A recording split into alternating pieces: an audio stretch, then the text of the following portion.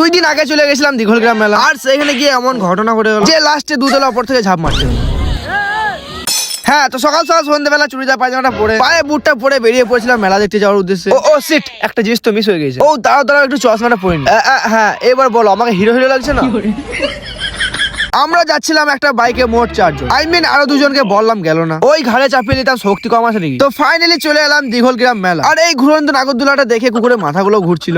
এত ঘুরিস না, পড়ে যাবে। মেলা থেকে একটা বান্ধবীকে ধরে চলে আসি, তারপর সে হাঁসের দুধের তন্দুরি চা খেতে। আর সেই দিন মেলার ভিতরে এত ভিড় যে ঠেলে ঠেলে নিয়ে যাচ্ছিল। এইরকমই মেলার মধ্যে ঘোরাঘুরি করছিলাম, তখন একটা আন্টি ডেকে বলে, এসো আজকে অফার আছে। না মানে অফারটা হচ্ছে যে একদিন আগে ছিল নাগরদোলার টিকিট 50 টাকা, আর সেইটা হালকা কমিয়ে করে দিয়েছে মাত্র 80 টাকা। হ্যাঁ, এইরকমই অফার নিয়ে চলে আসি নাগরদোলায় চাপতে। আর সেখানে 2 জন মিলে চেপে 3 তলার উপর থেকে মেলার ভিউ দেখছিলাম। আর সব থেকে খারাপ বিষয় হলো চেপে আমার অনেক খাগু পেয়ে যায়, তাই চলে আসি হালকা করে মথুরা কেক খেতে। আর সেইখান থেকে চলে আসি সংসারে মাল নিতে। ওহ সরি, আমার তো বউই নেই।